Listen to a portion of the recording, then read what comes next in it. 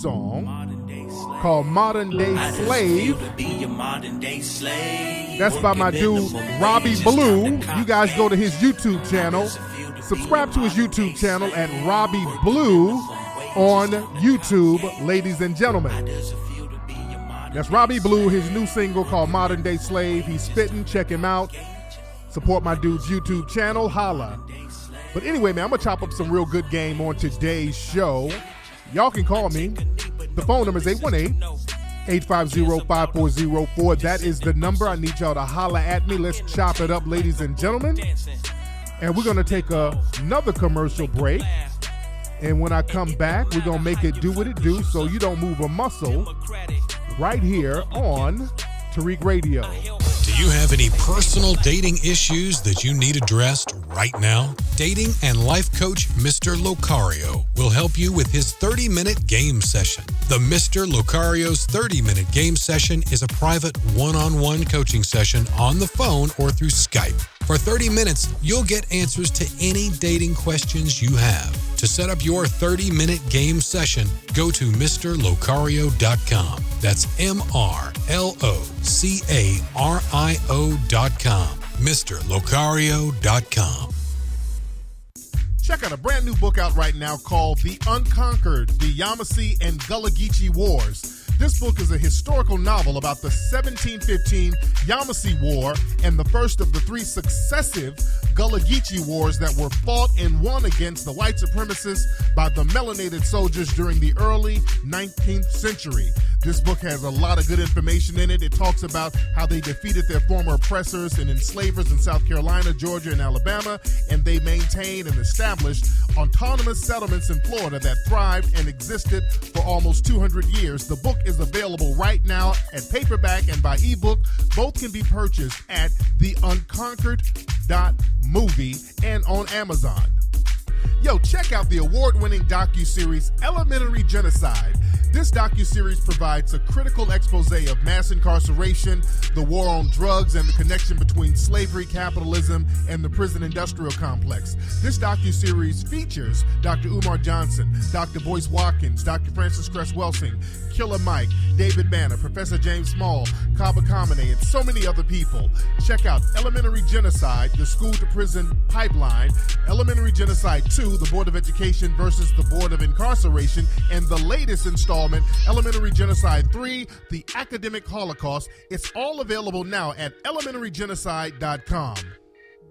If you're out traveling somewhere in another country and you're trying to spit some game, or you're trying to do some kind of commerce, or you're trying to handle business, and you want to be able to translate what you're trying to say naturally, you need to check out this new app called Two-Way ATT. It's the Auto Text Translator. It's better than Google Translate because it lets the conversation flow naturally when you speak through this app so that it seems like you speak the same language. So go to iTunes and check out Two-Way ATT Auto Text Translator. Yo, if you want to get your mouthpiece tight, you want to get your game right, and you want to get your ism out of sight, you need to check out my man, Kevin Derek Gentry. My man does personal coaching and game advising, and he teaches dudes how to really step that game up on how to pull women and really get women to cooperate with that game. So check out my man, Kevin Derek Gentry, a.k.a. the Boss Hog Macaroni. Call or text him at 404-207-5640 to get that personal game. Yo, if you're a parent, or if you are a teacher, or if you're somebody who just values education, then you have to pre-order Gifted and Lit. Gifted and Lit is an animated DVD series that uses hip-hop to teach kids lessons in math, language arts, drug prevention, and much, much more. You need to check it out right now at giftedandlit.com. Pre-order right now at giftedandlit.com. What's up, family? If you're looking to make music and you need an experienced, no-nonsense audio engineer that can professionally mix and master your music, then check out my friends at legendarymix.com.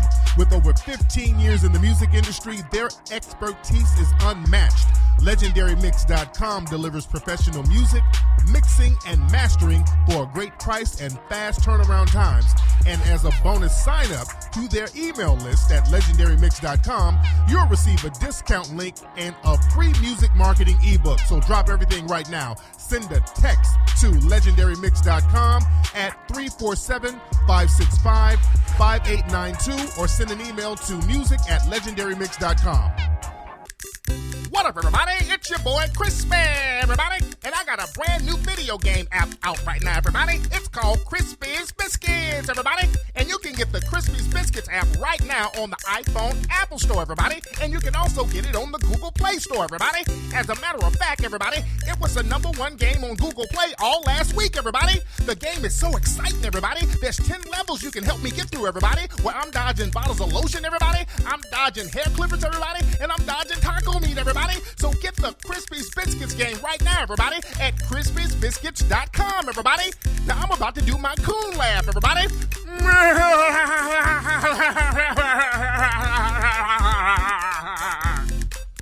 The most intense new video game app has now arrived.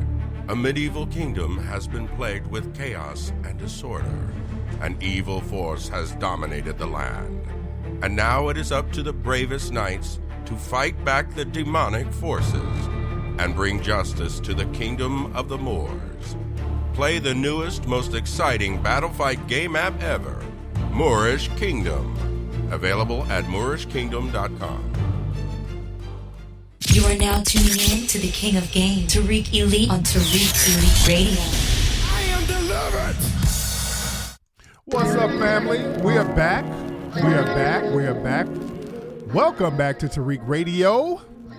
And I am your gracious host. My name is Tariq Nasheed. We're doing a late night show, but I'm here for you, family. I'm not going to leave you. I wouldn't deceive you. I wouldn't leave you hanging. I'm here ready to chop up some good game with the family, man.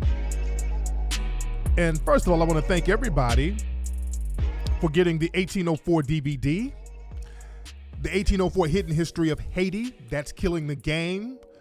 Still the top DVD in the country right now. You can get it at Amazon, or you can just go to our website, 1804movie.com, and get that. Shout out to all the Indiegogo people who contributed to Indiegogo. We're sending your DVDs out now. We've been sending them for the last couple of weeks. We're literally sending thousands of DVDs out.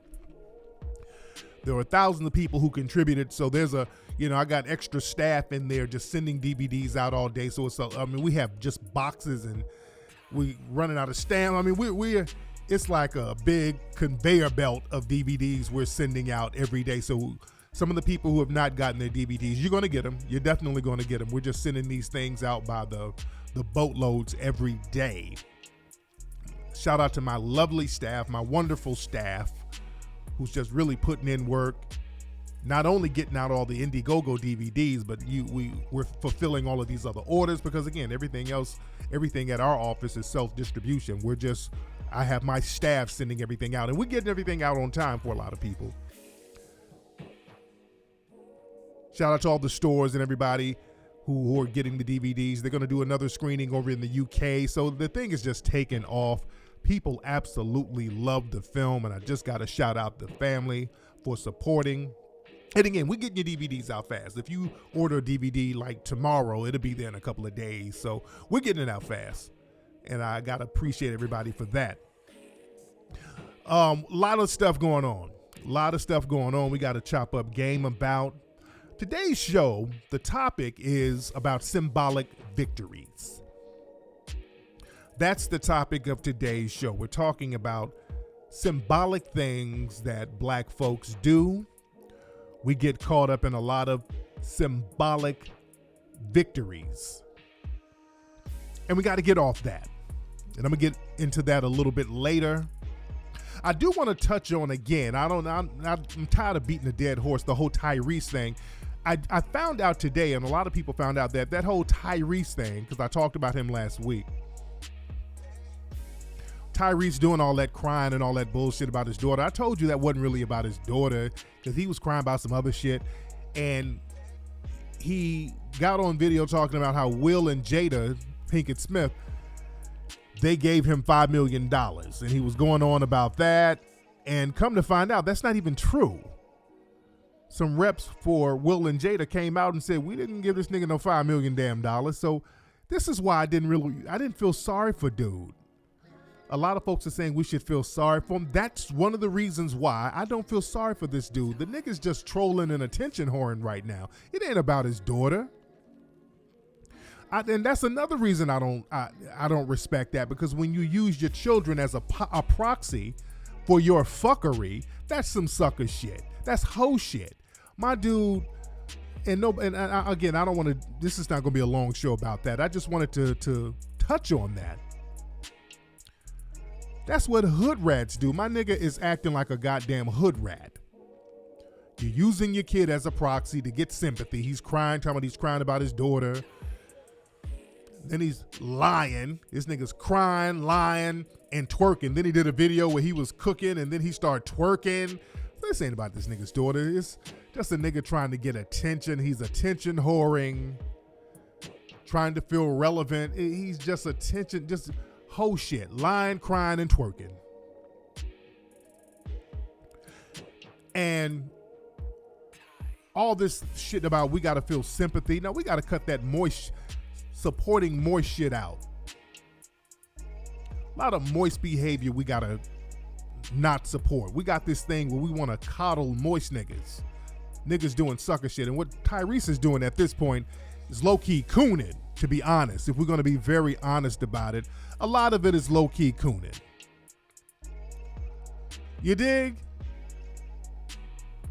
But there's a lot of moist shit that we got to stop co-signing, and a lot of fuckery, and a lot of cooning, and a lot of symbolic kumbaya. Now, the main picture on today's show, the main screen cap, is a picture that people have been sending me for a couple of weeks of this black dude hugging a neo-Nazi. Now, I know some of you have seen this picture. Many of you have sent me this picture.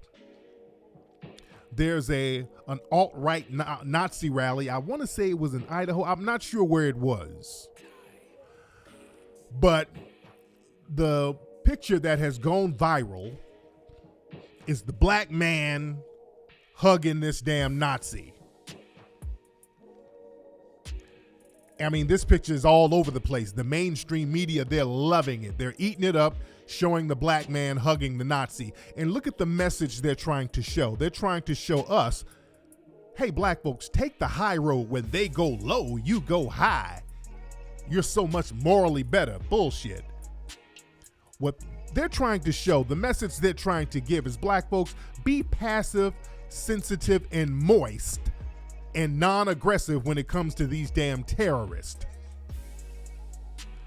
That's the message that they're trying to send. Understand this. This is what they're not telling you as far as that picture is concerned. There's a video to it. In the video, there's a rally, and this white supremacist tries to be bold by walking in the crowd, because this is how they establish their dominance.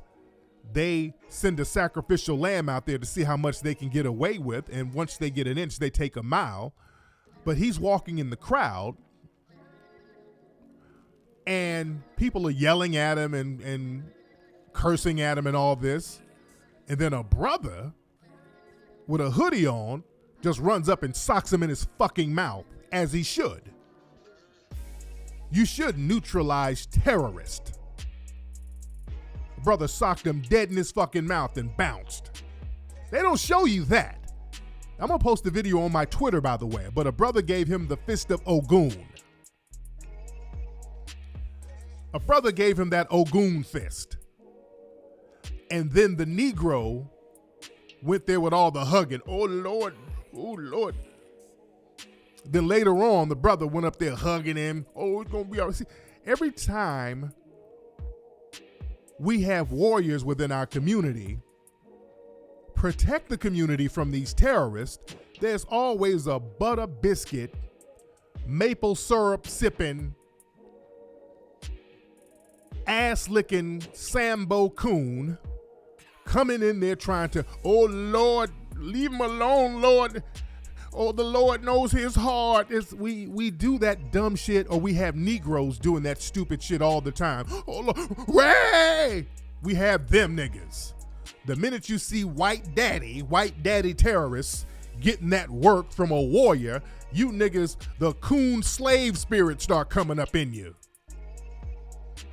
When we get the Ogun spirit, the slave spirit comes through some of you niggas. He's up here hugging him and saving him. And yeah, that happened again. Remember in Detroit a long time ago, there's an infamous picture of some skinheads. They were out there in Detroit and the brothers were giving them that work. The Klan was out there trying to have a rally and brothers was putting the feet on their ass. Then this bed wench mammy jumped up there. Lord, leave him alone, Lord Jesus. Ooh, Lord. Bucking her eyes, protecting the goddamn white supremacists. Oh, Lord, don't hurt him now. Leave him alone. Let's say some spirituals.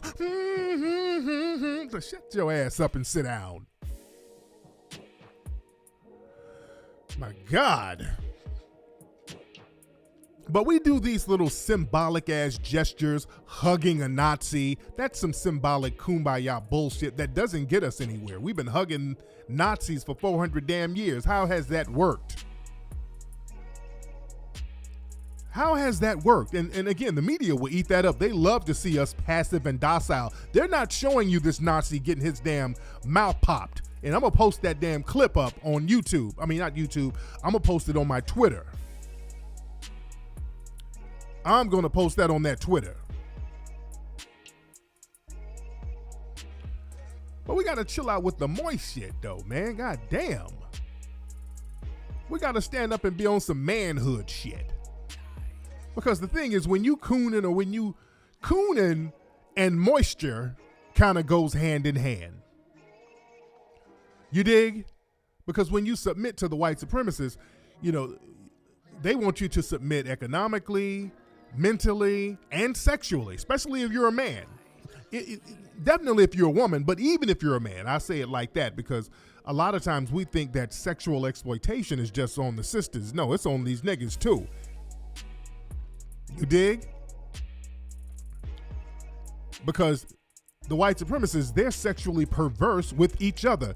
Look at all of the cases that's coming out showing the perverse nature of these white supremacists in Hollywood. Look at all these actors and directors getting called out. Kevin Spacey, so it's men coming out about his ass every day. Now Charlie Sheen, now we know he's a racist white supremacist degenerate, Charlie Sheen. Now they just came out today. They named him as the dude who raped actor Corey Haim back in 1986. It was a kid actor, Corey Haim, and Corey Feldman, the two Coreys. They were very popular in the 80s.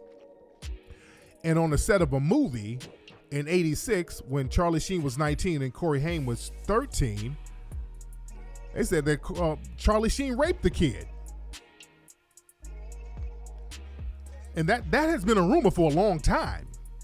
That's been a rumor in Hollywood for a long time. And when Denise Richards was divorcing Charlie Sheen, in the divorce papers, and you can look it up online, she was talking about how this dude was looking at gay porn and pedophile porn, and that was one of the reasons why she divorced his ass. And he went on a rant with her, calling her all types of niggas, and she's white, and he's calling her a nigga. So the pedophilia and the moisture and the sodomy that these dudes and the rapings, and they're talking about filing charges on Harvey Weinstein, which that's gonna probably go away. And shout out to Dame Dash. Shout out to the homie Dame Dash. Again, Dame Dash was really one of the only people who was calling out Harvey Weinstein and his fuckery for a long time. Go look at old interviews of Dame and Dash calling Harvey Weinstein out. And a lot of people were criticizing Dame Dash for calling Harvey out because Harvey, you know, he was on some other shit, not just with the ladies, but, you know, that type of mentality where you think you can get away with raping chicks and groping them and fondling them and all this old bullshit. You can get away with anything. And Dame was like, hey, I'm not feeling the way this dude is treating folks. You know, fuck him. So Dame was on that shit, and people were like, oh, Lord, bucking their eyes. Oh, Lord, Dame, you gonna mess it up for everybody. You know, but everybody's not a goddamn coon. Dame is not a coon. That's the homie. Everybody ain't a coon when you get around these damn white supremacists. Nigga, all money ain't good fucking money. That's why I look at Terry Crews side-eye, because now Terry Crews is about to file a police report against the man that sexually groped him. because Terry Crews was talking about, now that he saw the coast was clear to talk about sexual exploitations in Hollywood, he told a story about how he was at a party with his wife and some white dude, a producer or director, came up and grabbed his dick and all this old shit in front of his wife. And he felt uncomfortable about it, but he didn't do nothing. And I say this, you must have been acting a certain way to make that motherfucker make him comfortable enough to come and grab your dick in front of your wife. He must have been up in there cooning, buck dancing, grinning, skinning and grinning. And once they see you cooning or skinning and grinning just a little bit too much, I'm not trying to put the coon tag on my brother Terry Crews because I like the brother. Seems like a real good dude. But he must have been in there skinning and grinning just a little bit too much to make them damn white supremacists comfortable enough to go grab his damn dick. Because let me tell you something, they know not to step to a motherfucker like me. Because I don't even give off that kind of energy. There's a certain energy you got to give off for somebody to come run up and grab your damn dick. Because I'm the type of nigga, like, I've been into meetings in Hollywood and they said some shit. They said something I didn't like and I get the fuck up and walk out. That's the kind of energy. I'm like, y'all talking a little bit too reckless for me right now. I don't even like the way y'all talking. And I don't need this shit like that. I ain't coming in here hungry. They love a hungry nigga. Now, I don't go in those meetings hungry. Because when you hungry, you open your ass up. And they expect you to open your ass up. They know you hungry. That's why they fucking everybody. People allow their kids to be fucked, by the way. Let's be very clear. How long have I been telling you guys about these pedophile rings? Not only have I been telling y'all about these pedophile rings here on the show for years, I used to talk about it on the Mac Lessons radio show. I have a pay-per-view special that I did damn near a decade ago called Sex Magic. That's on MacLessons.com. If you go to MacLessons.com, there's a pay-per-view special. It costs a couple of chips to get, but it's worth listening to. It's called Sex Magic. I talk about those pedophile rings then. I've been dropping this shit talking about the pedophile rings in Hollywood and all over for a damn decade. If I know about it, a lot of other motherfuckers know about it. You dig? But that movie, An Open Secret, I've been telling y'all about that for years. Movies that's been buried by Hollywood. For years, I've been telling y'all about this. So this is common. It's coming out now because of the whole Trump administration. So now people feel comfortable with talking about sexual exploitation because now the pussy grabbers are real comfortable because you got a pussy grabber in the White House. So understand that has made a lot of people real comfortable with their sexual exploitation having Trump up in the White House because you're not going to really get reprimanded. You dig? But understand, the parents know that these children are getting raped. But when you're hungry, you'll sacrifice your damn kid if you got that fucked up mentality. When you hungry, you're like, shit, my kid needs to be a star. Well, he's going to have to go in that little room and do something strange for some change, but that's mommy's little trooper. You better believe they have that bullshit, fucked up, janky mentality out here. They know. That's why all these child actors, why you think all of them grow up and get on the pipe? Not the dick pipe, but the crack pipe. All these kids be getting fucked up in the game, getting molested and all that. Unfortunately, especially like the ones back in the 80s and 90s, that shit was rampant. Damn near everybody you saw on TV was getting ran up on by these producers. The parents know, all these people know. They set them up out there and let it happen. And then turn a blind eye, and that's just the cost of doing business. Nigga, fuck that. That's why you got to go in there strong. They don't like strong father figures. They don't like strong men going in there representing. They love a skinning and grinning nigga. They love you hungry and starving so they can exploit your ass. You dig? That's why I always say go into a situation strong. Don't go in there with your tail between your legs. When a motherfucker see you hungry, they're going to take advantage of that. Big time. Let me see if the phone line's working. Hello? Hey, what's up, Tariq, man? Mr. Ralph from Baltimore. Hey, brother, how are you, sir? I'm doing good, man. I was just calling because I want to know how you feel about the whole Meek Mill situation. Oh, yeah, man. I'm going to get on that in a little bit later, man. Real deep stuff. I'm going to get on that a little later, man. But thanks for the call. Yeah, I'm going to talk about the Meek Mill situation a little bit later. Folks, a lot of y'all up, man. It's late tonight, and y'all up here heavy. While y'all listening to me now, y'all need to go to www.1804movie.com. Get your movie while you're listening. Order it now. Get that DVD. You're going to need that information. You need it because the 1804 movie, that has the white supremacists riled up. You know what I keep hearing? I keep getting that, well, it's anti-white. That movie has an anti-white slant. It's an anti-white bias. The fuck are y'all talking about? History is history. We're just telling the shit what happened. I don't know what you white supremacists are really upset about. The shit happened. We're telling what happened. Ain't no bias. The French, the British, the Spanish, they went to Haiti and got the shit kicked out of them. They ain't biased. The shit happened. It happened or it didn't. They can't call the shit a lie. You can't say something was inaccurate in it. So they're using terms like, well, it's bias. That's what I've been hearing from the naysayers. You dig? Let me see who else is on the phone. A lot of folks are calling. I'm not going to take too many calls, but a lot of folks are calling. What's up? Who's calling? Hey, what's going on, Tariq? Hey, what's up? Who's this? Hey, what's up, man? It's Samir from New Jersey. How you doing? I'm good. Where you driving to, brother? Sound like you in a car. You driving an Uber or something, nigga? Nah. You know what? I'm just getting to work. Let me get in here and close this door.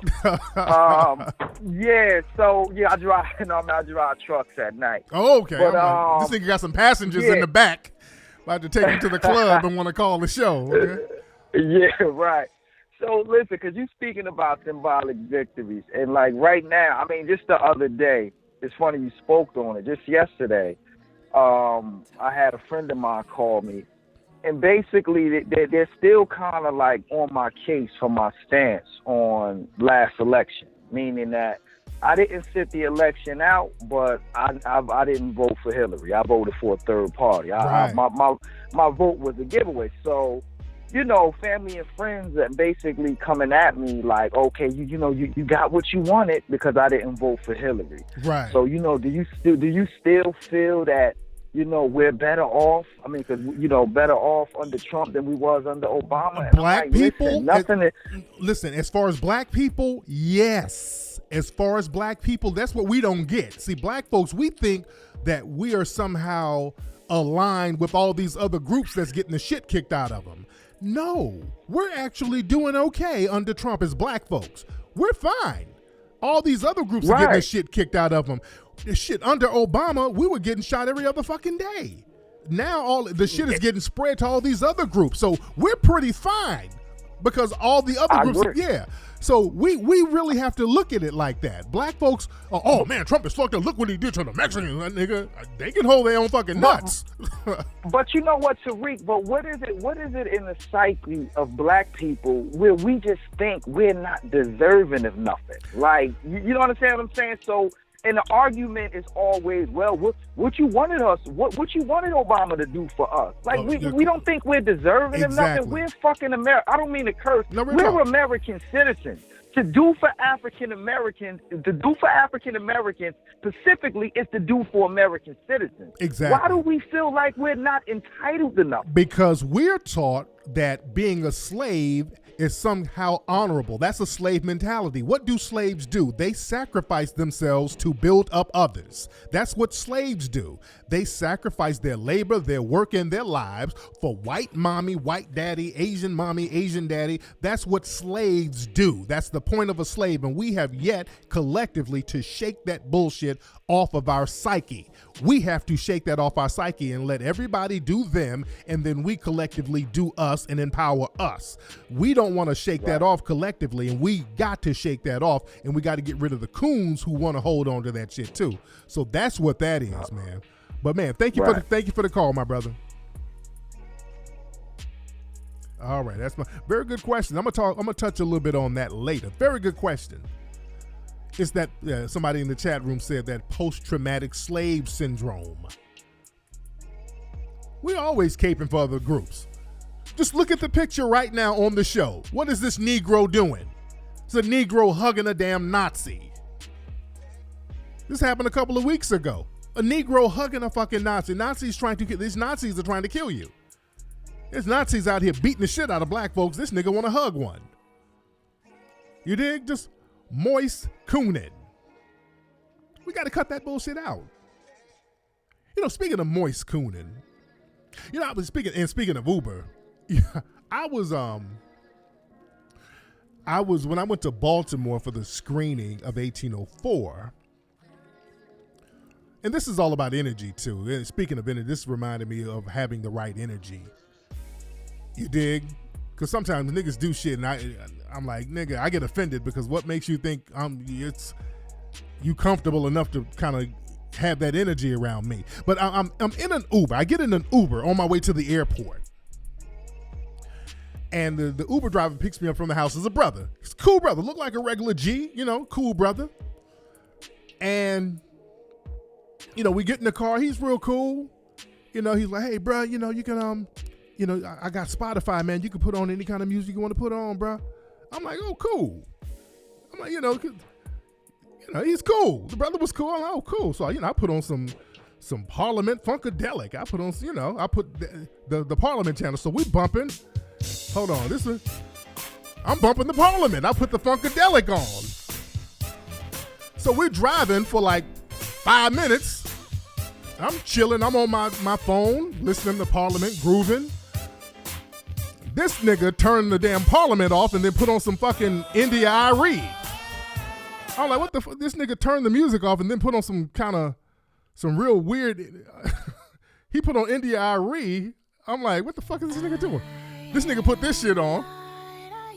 And then he wanted to strike up a conversation. He was like, so what you do, Tariq? Then his voice got a little moist. I'm like, what the fuck? I'm like, what the fuck is this nigga talking about? I'm like, you know, I do a little this, you know, I do a little that. And he's trying to have a casual conversation with some India Irie in the back, and I'm low-key getting kind of weird because I'm like two grown-ass niggas in a goddamn car listening to India Irie don't sound right. He's like, so yeah, man, you know, I live out here. I've been driving Uber for a while. I don't give a fuck about none of this shit you do. Because you know how them Uber niggas be a little chatty? Sometimes these Uber niggas be a little chatty and telling me his life. I don't want to hear all that bullshit, especially to no fucking India Irie, nigga. Then I'm changing the subject. I'm like, well, look, bro, look. I got to really get to the airport because I'm late, man. I missed my flight earlier. And, you know, my flight is that, you know. Then that nigga got real serious. Then he made it his life mission to take me to the airport. This nigga was like, oh, what time your flight is, Tariq? I said, it's in about 30 minutes. That nigga said, you know what? I'm going to get you to that flight, Tariq. I'm like, okay, all right, nigga. And this nigga start hitting side streets. And I'm telling this nigga start driving like a fucking maniac while playing India Irie. This is how it sounds. This shit was like, hold on. This nigga was hitting corners. I mean, this nigga was dipping with India Irie playing in the back, driving crazy as cat shit. And this nigga was like literally risking our lives to get me to the airport. And this nigga was yelling at other cars like, get out the way! Get out the way! I am light. Get out the way! I'm sorry, Tariq. I am light. Move! I'm like, what the fuck? So this nigga, and we still bumping the India Irie. So this nigga, we get to the fucking airport. That nigga got me to the airport from the Valley to LAX in about 15 fucking minutes. And you in LA, you know that's a long ass way, but that nigga got me to the airport. And that nigga like, okay, Tariq, be sure to give me 5 stars. I said, all right, nigga, is that? I'm like, this nigga, what else does this nigga want? This nigga got me to the airport like he wanted a favor, and I can't give you those kind of favors, nigga. My God. But you got niggas out here that the energy is real fucking weird, dude. So shout out, and I don't know if he was moist or not, but his voice sounded, he sounded and acted a little bit moist. So I don't know if he was or not, but the shit was, it was scary as fucking hell. And I tipped the nigga too on Uber. I gave him a big ass tip. I'm like, I don't want this nigga to find my address and be like, remember I did you that favor, Tariq? I'm like, all right, nigga. No, let's not. Let me just even this shit up right here, nigga. Let me give you a damn tip, motherfucker. But a lot of energy, man. A lot of niggas got this real moist fucking energy now, man. We gotta, we gotta kind of chill out on that, man. We need a warrior spirit out here. Yeah, we need a warrior spirit out here in the game, family. I mean, this shit is getting real crazy. Let's see who else is on the phone. What's up? Who's calling? Yo, what up, man? What up? It's Gibran from Atlanta, man. How you doing, brother? What's on your mind? Yeah, I wanted to know, man, because I never heard this topic discussed on the show, man. You familiar with like Bitcoin and what's going on with that scene? Yeah. A lot of people are talking about Bitcoin and all that old stuff, and that's something that we can look into, but we really need to invest in tangible things, because the Bitcoin thing kind of reminds me of the .com craze of the late 90s. A lot of people were talking about the .com thing, and the bubble burst, and if you didn't cash your money out, you would have lost a lot of money. So the Bitcoin thing, that's kind of what it is. Yeah. So a lot of people are jumping on that. So I would say kind of be a little weary of it, because when they're publicly talking about how something is hot, the bubble is about to burst on it. So, they keep the real shit that's going to make some paper, they keep that under wraps. So you got to know who's who, and you got to know some inside stuff and all that. So, so I would say kind of stick with some tangible things, man. Something that's going to definitely appreciate and value, something that like gold, oil, stuff like that. All right, brother. But thanks for the call, sir. Yes, indeed. There's a girl. I'm looking at my Twitter now, and this is another thing. I see a lot of memes of like interracial couples, especially bedwenches, and these memes say stuff like, it's a white dude and a black woman, and there's a mixed baby, and they're saying some shit like, well, this is how you stop racism. Like, no, y'all don't understand how racism works. That right there is the reason because of racism. I see a lot of people post these kind of memes. If you have interracial sex, that's going to stop racism, and you cannot be more wrong. Interracial sex is the reason for systematic white supremacy. Y'all need to just burn that into your brains. That's the reason for it. That's not going to stop it. The white supremacists know black man, white woman equals black child. White man, black woman equals black baby. That's the threat. They look at that as war. You understand? That's what black folks don't understand that, and black women don't understand that. Black men don't understand that either. There's a thread on Twitter right now. This white girl, I guess she was putting some white supremacists on blast who tried to holler at her. Her name is Sarah Chamberlain. And what happened was she inadvertently exposed her own low-key racism. And I retweeted this about an hour ago. But this woman, she tweeted her and this guy texting each other. He said in the text, he said, serious question. She said, yeah, what's up? Have you hooked up with a black guy? Now, let me pause for a second. Let me tell y'all something. In white supremacist society, almost every white woman has been asked that question. Rarely without exception. Oh, I want y'all to understand that. In white supremacist society, almost every white woman has been asked that question. That's one of the main questions that's asked to white women when a suspected white supremacist male wants to date her. I mean, really without exception. Now, a lot of them won't tell you that, but that's one of the main things they want to know. Have you been with a damn black dude? That's a real big thing. Howard Stern used to do that when he would have white female guests on the show. He would randomly ask that. Have you been with a black guy before? Just real random. People thought it was random, but no, that's a very common question that white supremacist males want to know. That's a very common question. That's why even hell, in pornography, in degenerate sex, when the white female gets in the porn game, if she wants to keep her quote unquote money value up, she can't do interracial scenes with a black person because psychologically it fucks with the white supremacist viewers. That's a real big thing in the porn industry. That's why that dirtbag hag cum bucket Jenna Jameson, she never had interracial sex on film. And she's racist as fucking hell now. She sounds just like the alt-right white supremacist now. She's a part of that whole suspected white nationalist crew.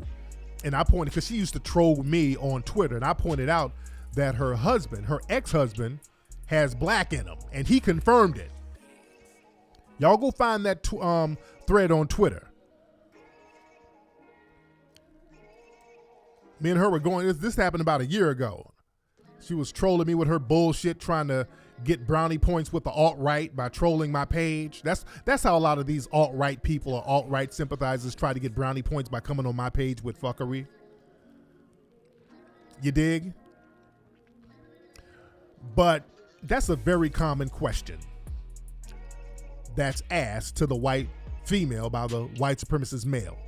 So the text was, have you hooked up with a black guy? She said, well, damn, talk about a serious question. Where's this coming from? I did once, but it was a long time ago. Why? And then he said, did you have sex? Yes, but we use protection. Seriously, why are you asking me this? Now, let me pause right there. Now, right there, you notice what she's saying? Look at her low-key racism. Look how she's trying to minimize it. Yeah, I did it, but it was a long time ago, as if it was a big mistake. I didn't know what I was doing. I might have been drugged. It's that talk. You see what I'm saying? That's how those Cosby women were talking. Yeah, I fucked a black guy, but well, you know what? He drugged me. I forgot that he drugged me. It took me 50 years to remember, but I just remembered he drugged me, and my conscience is clear. It wasn't me. I wasn't responsible. I was unconscious. That's why I was sucking that black dick over and over again. I didn't know. I kept getting drugged over and over. There has to be some kind of excuse they can use to wiggle up out of the white supremacist hot seat. But notice the woman in this text, she's minimizing it. Oh, that was a long time ago, as if that was something I did wrong. Also, yeah, but I use protection. Like, well, the nigger tree didn't get on me. Yeah, I fucked a nigga, but the nigger juice didn't get on me. You see what she's saying? And this is what some of y'all niggas like laying up with. Yeah, I was drunk. Yeah, I did, but I used protection, so it really wasn't sex. You see, and she's one of these people, I guess she tries to be, she thinks that she's liberal or something. But look at that mentality, though. And this dude, he says, this might make me sound like an asshole, and I'm sorry if it causes harm, but I don't find it attractive when white women have in their past or present ever had relations with black men. I'm sorry. And she said, not judging you, I just don't agree with it. As far as I'm concerned, I don't want to hang out anymore. I'm sorry, plus nothing was going to become of this anyway. You asked me a question and I was honest with you, so yeah. It does seem like you're judging me. Why don't you want to anymore? There obviously had to be some reason. I knew something was up the last couple of days. You just want to tell me? I already told you I can't make it more clear. I don't hook up or would ever have a relationship with a woman that has ever been with a black man. And I think that might be the end of it. Hold on, wait, let me double check. That might be the end of it. Hold on 1 second. Let me see if there's any more to it. Because I'm telling you, this is a very common, very, very common thing. Oh yeah, I think there is some more to it. Hold on 1 second. I think this is more. Well, let me see.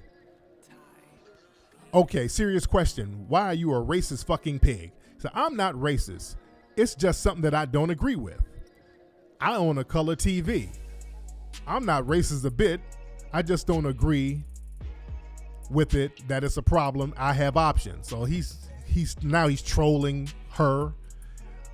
What in the world? In what world is that not racist? Discriminating against somebody because of their skin color?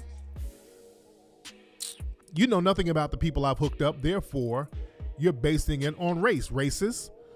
Negative. I base it on a feeling I have about a situation. If you can't respect my feelings, then by all means delete my number and forget me. I'll accept things the way they are. Nor was I discriminating anyone for the color of their skin, Sarah. The last thing I am is a racist. I have had a black guy live with me. Have I had a black guy work with me at the port? I just don't agree with white men and women having relations. Understand that, man.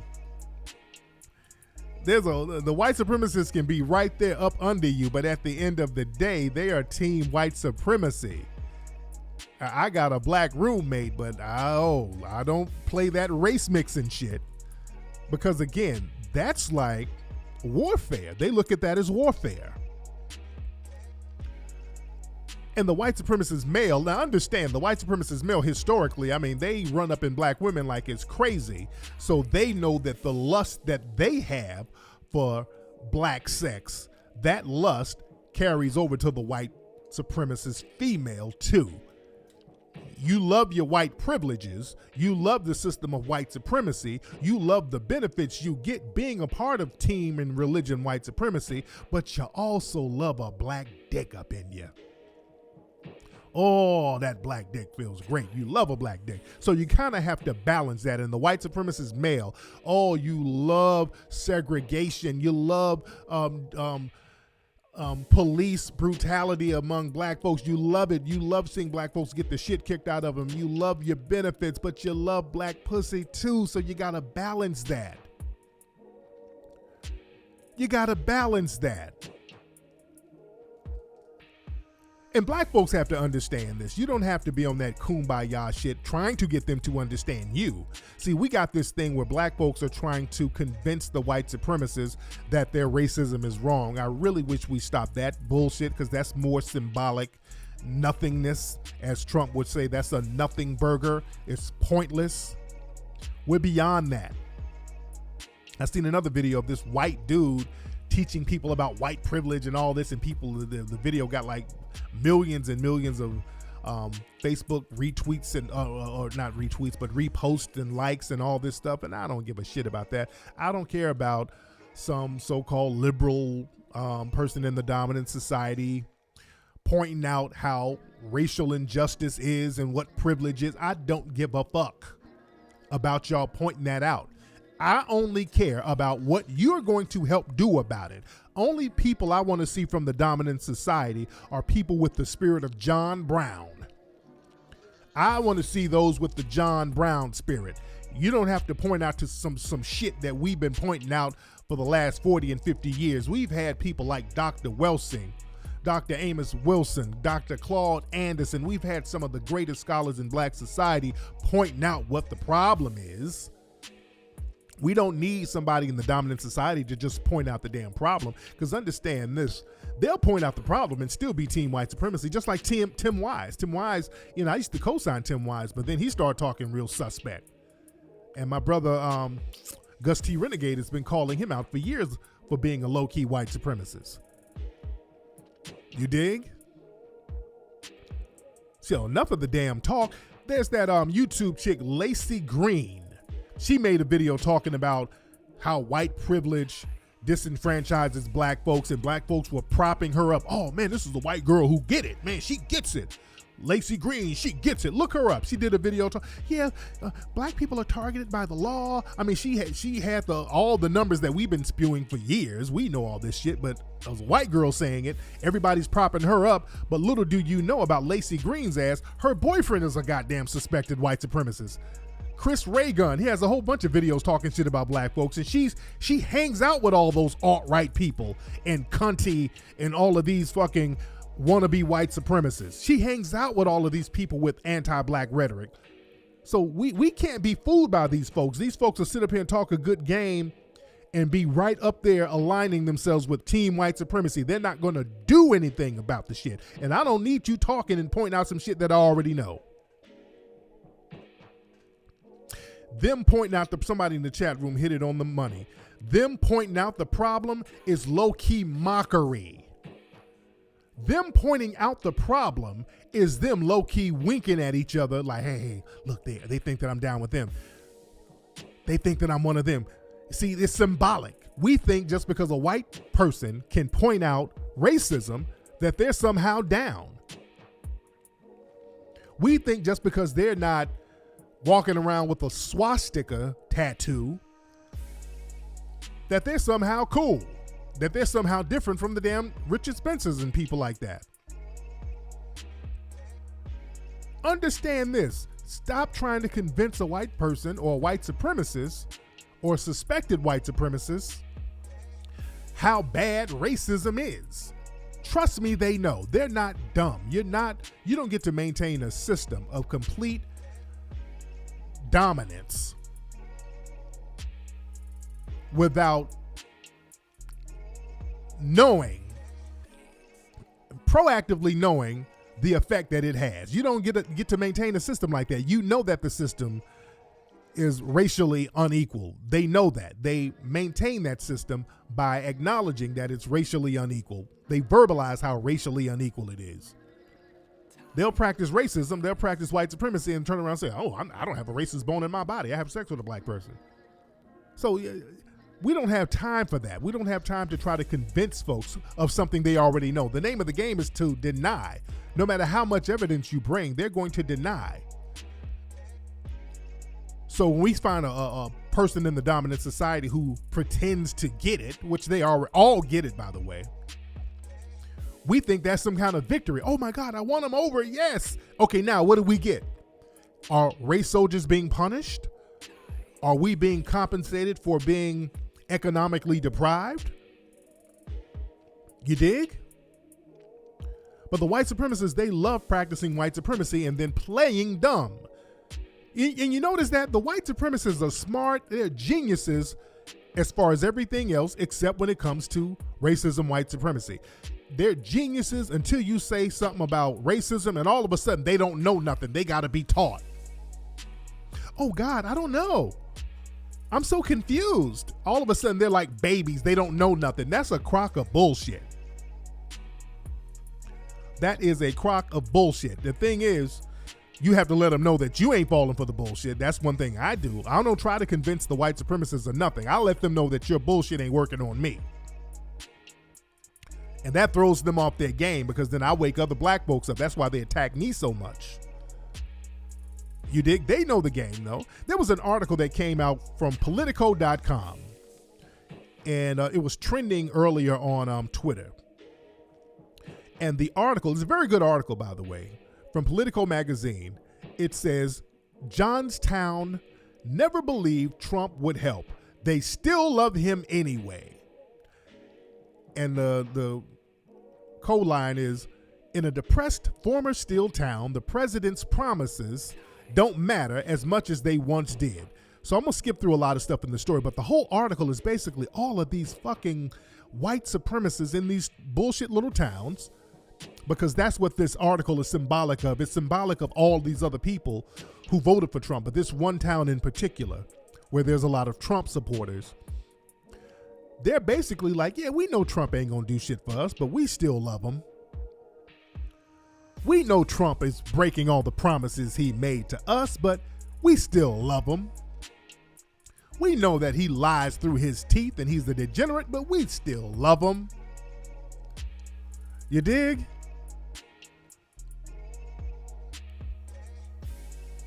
And the reporter says in the story, hold on. He says, all of this is perhaps not so surprising considering polling continues to show that in spite of unprecedented unpopularity, nearly all the people who voted for Trump would do it again. But as I compared this year's answers to last year's responses, it seemed clear that the basis of people's support has morphed. Johnstown's voters do not intend to hold the president accountable for the non-negotiable pledges he made to them. It's not that people who made Trump president have generally moved the goalpost for him. It's that they've eliminated the goalpost altogether. It's basically like, we know he ain't gonna do shit, so we don't care. They can't tell the lies no more. Because you remember they used to say, well, yeah, we voted for Trump not because of no racism or nothing. We just feel that he's going to really boost the economy. We voted for Trump because we feel like Trump is going to get some jobs. I mean, because nobody could give a tangible, real answer on why they voted for fucking Trump. Trump is not a politician. He's never been in public office before. He has a very bad business track record of bankruptcies and lawsuits. So people couldn't really give a good reason to vote for Trump. And he made a bunch of bullshit promises that he has not kept. And people were trying to hold on to those lies. And now that the lies have shown that they're not coming true, this article it says basically they removed the goalposts. They don't expect him to do anything. And I'm going to read some more of it. It says, for them, evidently, it's not what he's doing so much as it is the people he's fighting. Trump is simply and unceasingly angry on their behalf, battling the people who vex them the worst. Obstructionist Democrats, nigger lovers. That's what that means. Understand these words, by the way. Look, the white supremacists are very good at throwing these words out there. Obstructionist Democrats. That means nigger lovers. All right? Understand what that means. Another group they don't like, uncooperative establishment Republicans. That means all these Republicans who are like, hey, I ain't really fucking with Trump. They ain't really down with the white supremacist thing. That's what they mean. Uncooperative establishment Republicans. Why? That means Republicans who are not open white supremacists. I'm trying to translate these terms. They love hiding behind words. They're not dumb, family. If you think the white supremacists are dumb, they are not dumb. Other groups they don't like, the media, Black Lives Matter protesters, and NFL players. And then they put in parentheses, boy, oh boy, do they hate kneeling NFL players, whom they see as ungrateful, disrespectful millionaires. See, that's what it's really about. That's what it's always been about. And even the person writing the article is really trying to cape for them a little bit. They're just nothing. Just say it. They're just a bunch of fucking white supremacists, dude. That's all it is. The average Trump voter, which many of us believe, and I've said many times, the average Trump voter is just a white supremacist. Wait, who would? Okay, that's not Ben Shapiro. If you are Ben Shapiro, call up. That's most likely Crispy. That's most likely Crispy. Because we got somebody in the chat room claiming to be Ben Shapiro. Call up. We need you to call up. Call in. 818-850-5404. Hold on one second. 850. Wait. 5404. Okay. All right, caller. I know that's not Ben Shapiro. That's probably Crispy or somebody pretending, but call up. Call up. That is the number. That sounds like Crispy, though. That sounds like the Crispy Coon. Let me see who this is real quick on the phone. Hold on. Hello, who's calling? Hello? What's up? Who's this? Hey, Tariq. Call back, nigga. You sound like you just smoked something. Come on, hey, Tariq. Fuck is this? That sound like the Uber driver. Shit. All right. The person in the room, he's just bullshitting around. All right. Yeah, because I light Ben Shapiro's ass up with facts. But let me finish reading some parts of that article, though, man, because this is really interesting. In the mindset of a Trump-supporting white supremacist. Hold on one second. I want to get down to the last paragraph, which really just brings the shit on home in this political piece about Trump voters. Now, It says, one afternoon last week, I stopped to talk to a small group of people who had gathered on the sidewalk across the street from the Johnson's Planned Parenthood office. One woman had set up a bucket of body parts of toy babies. So they're doing this whole abortion thing.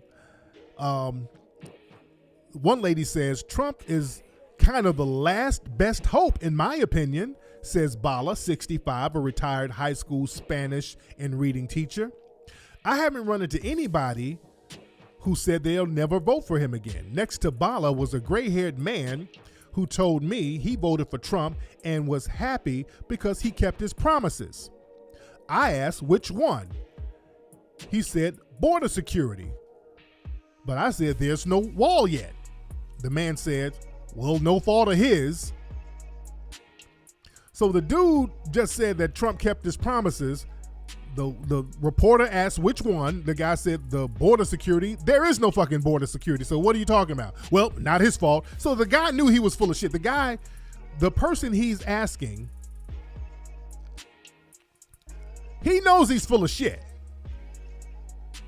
All right? He knows that Trump has not made no promises. Understand, the white supremacists are not dumb. They play dumb. He's not dumb. He knows Trump hasn't made any of his promises, none. But he goes along with the lie in order to save face. And then the reporter says, okay, what else? Getting rid of Obamacare. The reporter says, well, he hasn't gotten rid of Obamacare. The white supremacist, well, he tried to. And the reporter said, what else? Defund Planned Parenthood. The reporter again, but he didn't defund Planned Parenthood. Not his fault again. I asked for his name. The man said, Bill K. He wouldn't give me his last name, and he said, well, I don't trust you. More than anything, what seemed to upset the people I spoke with was the National Football League players who have knelt during the national anthem to protest police brutality and racial inequality. Quote, as far as I'm concerned, Freer told me, one of the white supremacists, if I was the boss on these teams, I would tell them, get your asses out there and play, or you're not here anymore. They're paying for their salaries, for God's sakes. Another person, Del Signor, said, shame on them.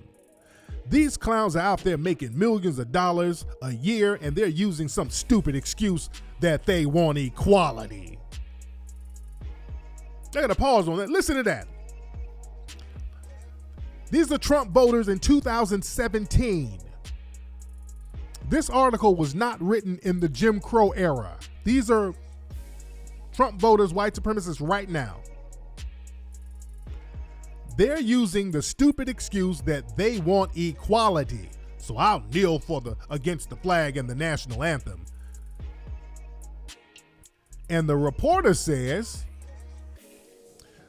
you're not a fan of equality, I asked? And then they said, for people who deserve it and earn it, he said, all my ancestors were Italian, 100% Italian. The Irish, the Germans, the Polish, whatever, they all came here, settled in places like this. They all work hard and they earn respect. They earn the success they got. Now, they know that's bullshit. They know that's a crock of bullshit. But I'll digress. It goes on to say, some people don't want that. They just want it handed to them.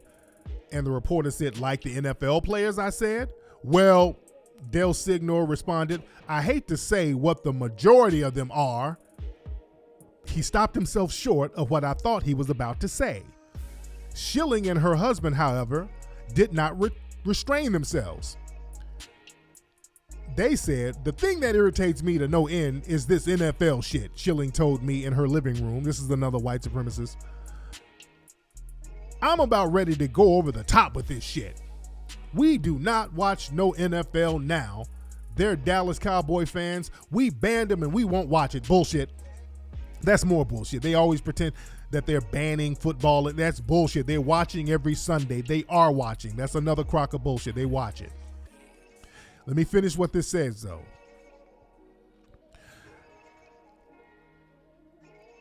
Schilling looked at her husband, Dave McCobb, who's 67 and retired. He's a high school basketball coach. She nodded at me. Tell him, she said to Macabre, what you said the NFL is. Macabre looked momentarily weary. He laughed a little and said, I don't remember saying that, he said unconvincingly. Schilling was having none of it. She said, you're the one who told me, liar, she said. She looked at me. The NFL, what does that mean? They said, niggers for life.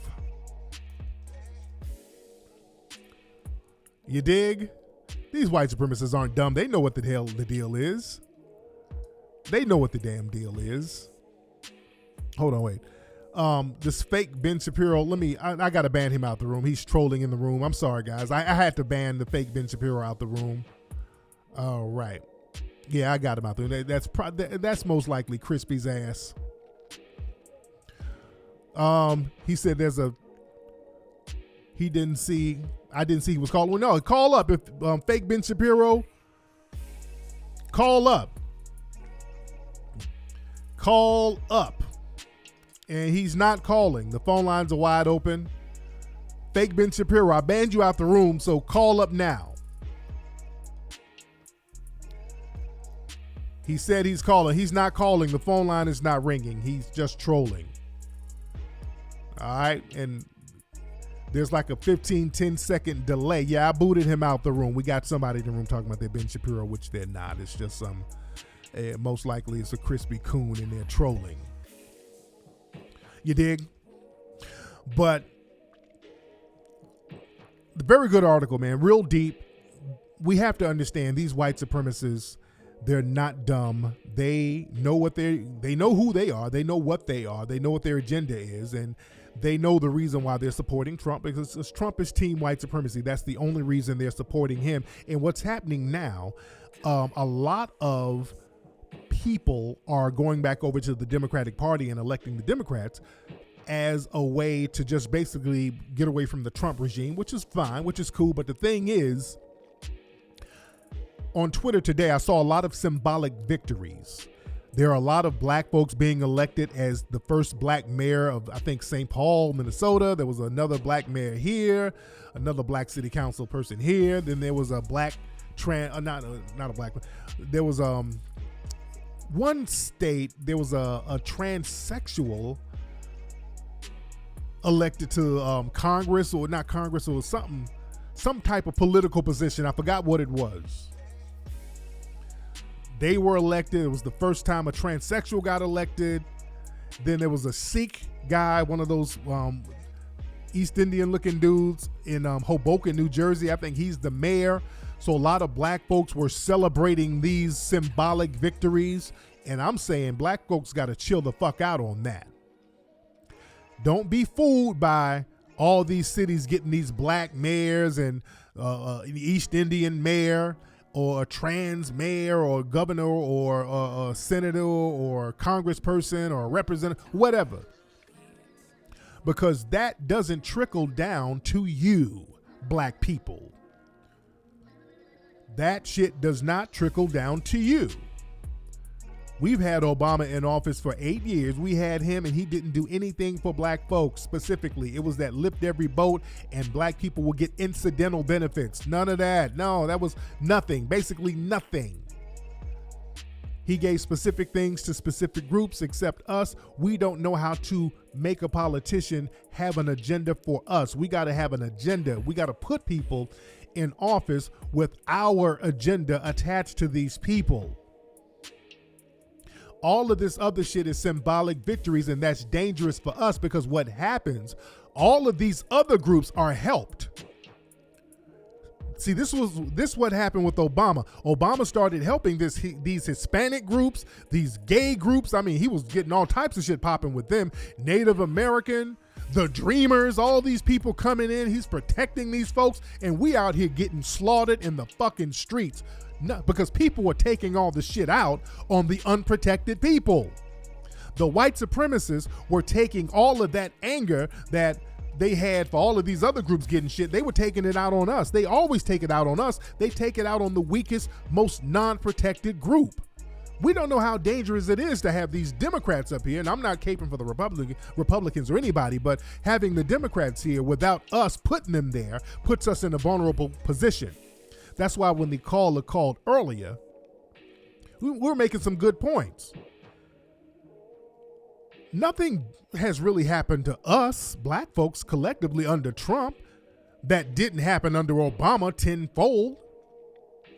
Nothing really fucked up has happened to us. All the other groups have been getting the shit kicked out of them. And that's the thing. A lot of folks like for us to get out there and vote and be the slaves and sacrifice ourselves so that everybody else can be cool and be part of team white supremacy against us. So we got to be very careful about all these symbolic victories, these mayors and these senators and all these state reps who are black and non-white or whatever, and we haven't put them there. It's not going to be good for us. That symbolic victory, that shit bites us in the ass. They did that back in the 1970s. That's what happened when they had the civil rights movement and they got certain civil rights bills passed and all that. There was white flight, so they gave black folks symbolic victories by giving us all of these black mayors and all these cities. And that's when all these cities went straight to hell because they took the economic base out the cities. See, we weren't focused on the money like we should have been. They took all the economic base, the tax base, they took all the money up out of these cities and gutted them. Like our brother Claude Anderson said, they had a scorched earth warpath in these cities and just decimated them and said, okay, there you go. You're a mayor of this city that we've just gutted. You dig? So we're like, okay, yay, we got a black mayor, but we ain't got no money. We ain't got no jobs, no money for schools, no businesses, nothing. Just symbolic bullshit. But the mayor's black. Come on now. Let's be happy about the damn black mayor. Out here in LA, he had, what was it, Tom Bradley? Had a black mayor. The minute the black mayor got in, the gang problem shot through the roof. It was nothing for us out here. No jobs, nothing. So we got to be very weary of that when they start throwing those black politicians up there and we're not backing them with our paper. You're just getting a black puppet for white supremacy. I mean, let's look at the situation with Meek Mill. We were talking about Meek Mill. Meek Mill got sentenced to 2 to 4 years in prison because of a parole violation. And the parole violation was basically him popping a wheelie. He was popping wheelies in New York. He got arrested. The charges were dropped, but the black judge, it was a black female judge, who yanked that parole, that probation, and said, oh, you violated the fact that you got arrested. I got to send you in. See, if you ain't putting the black politicians up in office yourself, that's what you get. You get that. You get these black judges that's team white supremacy. That's what you get. You get black judges like the one who just sentenced Meek Mill. And we're playing this game. We're walking around with free Meek Mill shirts. Somebody email me a damn free Meek Mill petition. If y'all don't stop, don't ever email me no shit like that. Please do not email me any petition for shit. Petitions don't work. Let's just stop wasting our fucking time with petitions. That's more symbolic bullshit. It makes you feel like you're doing something when you ain't doing shit. A petition don't mean nothing. It's a waste of time. You don't get shit done with no damn petition as black folks. It don't work like that. These people have built up a system that took 500 years to build up. You think you're going to type in your name and then press send and that's going to stop white supremacy? It don't work like that. The man was on probation for 10 fucking years. First of all, we know how the probation game works and it gets us caught up in the game. It gets us fucked up. This is why we got to proactively be about getting these politicians in our pocket. We got to be on this shit where we're hobnobbing with politicians so we can get them to do our bidding. We got to get these judges on our side. The reason why you got these bedwench coon-ass judges out here is because the white supremacists keep quiet and they fund these people. They know where the money is coming from. These black judges, they know who's going to get them in office and whose money is going to be behind them. We love to just trick the money off, fuck it off. When we go to a city, we want to know where the big booty strippers are. You need to know who the damn politicians are, who's the senators. Everywhere you go, especially if you got a little change, even if you don't, you need to know who the politicians are. When I was in Baltimore, when I did the screening of 1804, the mayor came. I'm chilling and chopping it up with the mayor, and we're talking about policies. I'm talking about, okay, what do we need to do to get the black folks in Baltimore popping? That's what I'm talking about to her.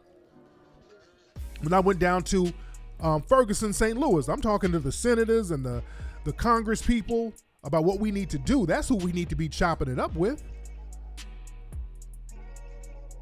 When I went down to Miami Gardens, the mayor came through from Miami Gardens and gave me an award down there. So we got to chop it up with these politicians.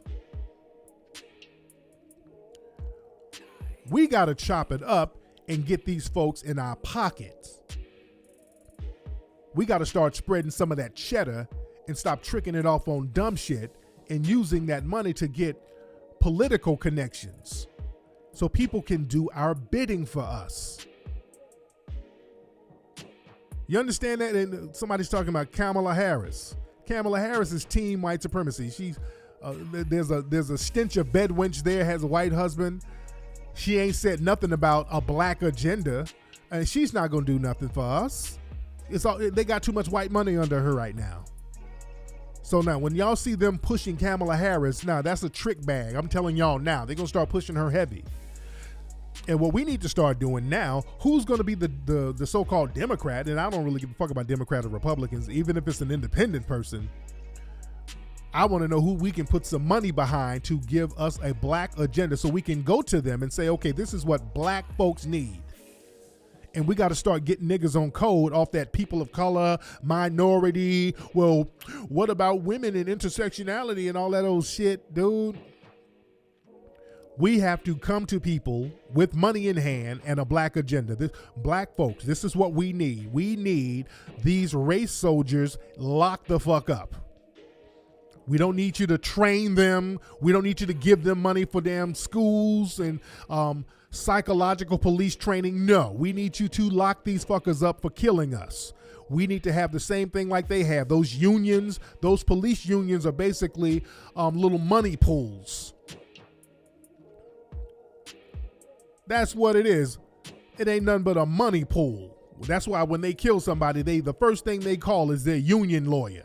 Those are money pools. We got to have the same thing. That's why, you know what I want to do? I'm going to get a Facebook page that's completely private, because a lot of folks on Facebook, and then we're going to screen people. We're going to have to get our think tank thing going on.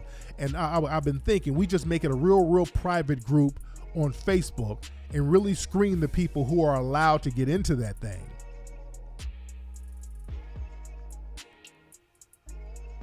So that we can talk behind the scenes about how to get some policies popping. I need some good minds to really chop it up so we can really get some things going, but on the quiet though. You know, so we can avoid this shit like, you know, little trolls in the room. Because I've been talking about getting the think tank going, and we had a think tank thing going where I had people call, and it was a certain number of us. But what I want to do, I want to make it an ongoing thing, and that would be a good idea to have it as a private group. Lock that shit in, but screen everybody and moderated heavy. You can't even get in. We're going to have to verify you and all that to even be a part of it. So we can chop it up and come up with some ideas on policies, an agenda, what politician we should back, who we should get down with. I mean, we need to get this thing going. We need to get it going, because understand, it ain't about Democrat or Republican. Again, that's why I said if there's an independent or whoever who's down to maintain a black agenda, or who will run on a black agenda and specifically do something for us as a group, I'm down with that. But understand, don't be fooled by that Republican Democrat shit. Just because a black person's a Democrat, that don't mean nothing. You know, David Clark, Sheriff Clark, is a damn Democrat. A lot of folks don't realize that. Sheriff Clark is a goddamn Democrat. He is not a black Republican. That coon ass nigga is a damn Democrat. You dig? So yeah, you get a Democrat, but it's a Democrat like Sheriff Clark, then you back at square one. You fucked up in the game. And speaking of Sheriff Clark, he has a very interesting background. Hey, let me ask the family this. Because I'm coming up with some new ideas for a new documentary. And, Hidden Colors 5, that's coming whatever. I'm not in a rush to do Hidden Colors 5. I kind of want to experiment with some new stuff, just like 1804 was experimental and that shit took off. So I want to try different genres of documentaries. I'm thinking and y'all help me, chat room, help me, listeners. I'm thinking about, there's a few documentary ideas that I have. I definitely, eventually, not soon, but eventually, I do want to do a hip hop documentary. I'm a big fan of hip hop. I like the origins of hip hop. So that's later. But the next documentary before Hidden Colors 5, I'll probably do Hidden Colors 5 next year or something. I want to do a documentary either about Black Wall Street, just do a full documentary about it. Black Wall Street from Tulsa, Oklahoma. But the thing is, there have been a few documentaries about Black Wall Street, but I can, really make it pop off. I don't like to do too many documentaries about things that were done before. But I'm telling y'all, man, I really want to do a coon documentary. I really want to do a coon documentary, do a documentary on coons. That has never been done before. And it's not going to be disparaging anybody. It's not going to be where I'm clowning folks. I really want to get into the, we find coons and look at popular coons and just really get into the psychological aspect of cooning. What makes you a coon? Because some of that shit is interesting to me. It's very interesting to me, and I'm not going to do it to shed a positive light on the coons, because coons should be marginalized to a certain degree. But it will give you an understanding on their mentality and how not to raise your children, at least. But I've been really wanting to do a coon documentary. Just really look at the psychological makeup of a coon. What should be the name of it? If we do something like that, what would be a good name? Because we say the psychological aspect of cooning, or the psychology of cooning, or the coon trementary or whatever. We got to call it something else. Because white supremacists, they do protect the coons temporarily, so they'll start flagging this shit. If we even promote it online, they'll try to flag it just because it has the word coon in it. So we have to come up with another name. We'd have to come up with another name for that. But I think that would be wouldn't you guys be interested in that, just the mindset of a coon? For David Clark, his background is extremely interesting. Even though he's a butter biscuit eating Sambo coon, you got to understand what got him to that. You got to understand what got David Clark to be a coon. And I've studied his background. It's interesting. David Clark, he grew up in Milwaukee. And his dad was a military guy, David Clark Sr., and his mother was a real light-skinned lady. And every picture I see of her she has a sunken place look for some reason. But the thing is, David Clark, he's one of those guys, ain't no racism. Black folks just don't pull themselves up by the bootstrap. He's one of those kind. But David Clark, he and his family, they grew up in Milwaukee in like a white area where he went to a school, I think like a Catholic school, where he was like the only black kid there. And the family moved into a neighborhood where it was like only two black families. So they moved into a white supremacist neighborhood where there were only two black families, them and another black family. So they only allow, how the white supremacists, they'll only allow one or two in. So they were allowed to move into a white neighborhood. And I think the dad grew up in one of those neighborhoods where he was allowed, they were the only black family. He was the only black kid. So Sheriff Clark, from a kid, everybody he was with, all his schoolmates or whatever were white. So he was the only black kid. And him growing up, the kids used to call him Little Black Sambo. They used to call him nigger and Little Black Sambo. And he did an article, an interview in the Milwaukee magazine. It was a local magazine years ago, back in 2003. And he talked about how, they used to call me Little Black Sambo and nigger. And, I think they did the same thing to my dad. But, I was just told to just just ignore that, let it roll off you. And it never affected me. Yeah, they called me names, but I just learned how not to let that affect me. But the thing is, it did affect that nigga. See, that's the thing.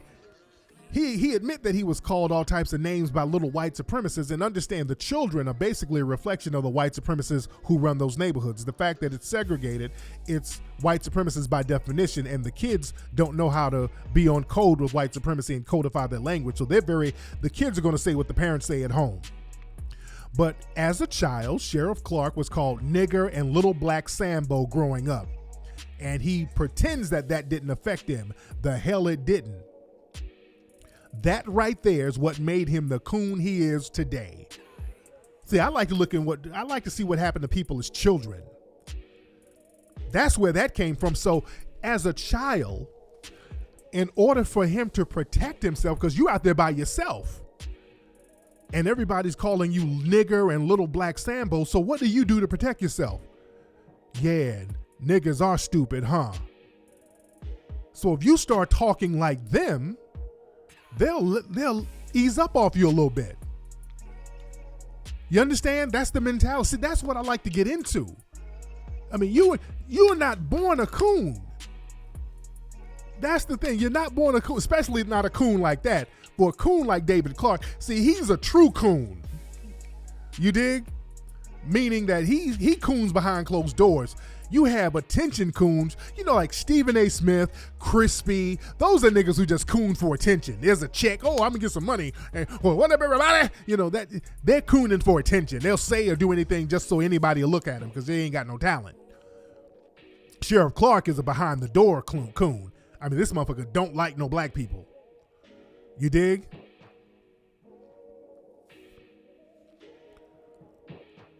So that's interesting how this guy was turned into a coon as a child. And he probably doesn't even realize that. That as a defense mechanism, in order to protect himself from being the only black kid around a bunch of hostile white supremacist kids using racial epithets against him, unfortunately, he had to take on their mannerisms in order to protect himself. And after years and years of taking on their mannerisms and their rhetoric, he internalized that shit. Because really, as a child, especially at 12, 11 to 13, those are very developmental years in your brain. So you internalize the shit. They're calling you a Little Black Sambo and a nigger and a spook. And you keep hearing this, and then you have to agree to protect yourself. All of a sudden, you start believing the shit. You keep saying this shit to yourself and to your friends, and you keep spitting that, you keep verbalizing that. After a while, you believe that. And when you look in the mirror, you see that. And you hate that. That self-hate is real. Sheriff Clark, that's a self-hate nigga. I can see it in his eyes. He's different from the Stephen A. Smith shit. Even the Jason Whitlock fat ass. He's a food coon. You get that nigga a plate of fucking ribs, that nigga start buck dancing. Jason Whitlock, that's the kind of coon he is. It's not a true to the bone coon. He's just as bad, by the way. Let's be clear. The attention coons and the food coons are just as bad as the true to the bone coons. And that's another thing. See, the opportunist, so to speak. And that's why I want to break down the different categories of coons in the movie, man. That would be such an interesting documentary, man. That would be a very interesting documentary. Y'all got to help me with some titles on that. You dig? That would be amazing, man. I would actually get Jesse Lee Peterson. I think Jesse would sit down and talk in the thing. And who else should we have in it? Or who else should we feature? Y'all got to give me a list of people. I would do something on Diamond and Silk. I would get into that background. I mean, this thing will be huge, actually, man. I think this shit'll really pop off. It'll be so crazy and interesting. It'll really pop off. I would definitely have Diamond and Silk. do some on Ray Lewis. You dig? We go back in the coons of history. We go back to all of them, man. But yeah, we gotta help me come up with some names for this, man. Help me come up with some names for this thing, man. Oh yeah, I would go back to. I'm talking about going to Africa with it too. Oh, don't think I'm leaving Africa out.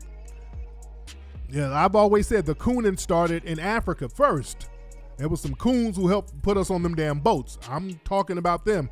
There's one, Tipu Tip from Zanzibar. I'm going to talk about him. He was a black Arab who was enslaving other African people. I'm going to talk about his little black ass. I've been over to Zanzibar, beautiful country, and I've studied the history there and some of the coons. So I've been studying this shit for a long time, man. It'll be a hell of a documentary. Charles Barkley, that's another one. And me and Charles Barkley grew up in the same area. I lived in Leeds, Alabama, so that's another one. I would go down, I interview some family. Because all our family know each other. You dig? My God. Anyway, y'all, man, it's been a long show tonight, man. I've been chopping it up with you guys. Man, it's been like, shit, it's an hour and 30 minutes I'm here with y'all asses. Y'all hear my voice getting hoarse and everything? Man, we had a great time tonight, man. A lot of good information on today's show, if I may say so myself. Anyway, let me get up out of here, family. Y'all go get 1804movie.com, man. 1804movie.com, ladies and gentlemen. Go get the DVD right now, man. You're going to love the movie. The critics and the reviews don't lie, man. This thing is just 5-star all the way. People love the film, man. You're going to love this film. It's action-packed. So much good information about Haiti. Also, yeah, Rock Newman, man. Shout out to my brother Rock Newman. I was on his show, I think. Let me double check now while I'm live on the air. Let me double check while I'm live on the air. Hold on. Let me see if Rock Newman posted up the interview of me on his show talking about Haiti. And shout out to brother Rock Newman. Rock Newman, again, the only brother in traditional black media that has interviewed me for the show, for the movie rather, 1804. So it's not up yet. It should be probably up tomorrow. It might be up tomorrow. I'm on Rock Newman's show. Rock texted me earlier. I need to have Rock on my show too, because Rock, we were just talking off air when I was there. Rock used to be into boxing. He was a boxing trainer and all that. And I mean, Rock knows all the behind the scenes stuff. We were having a good fucking conversation about Don King and Al Heyman and all the behind the scenes shit. So I would love to have Rock on the show to talk boxing, man. Because Rock, he's that dude. He was there in the mix, man. And he can give a lot of good inside shit, man. I think it'll be a great show. So I got to holler at Rock about that. But anyway, man, thank everybody for getting 1804. If you don't have it, get it now. Make sure nobody bootleg it, man. We got to keep this thing legit so we can keep our media going. We can't have janky nigga bootleg shit.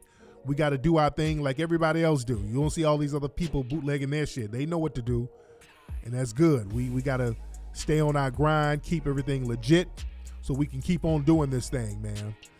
All right, family, I'm out of here, man. Y'all have a good day. Go to TariqElite.com to get your Ogun shirt.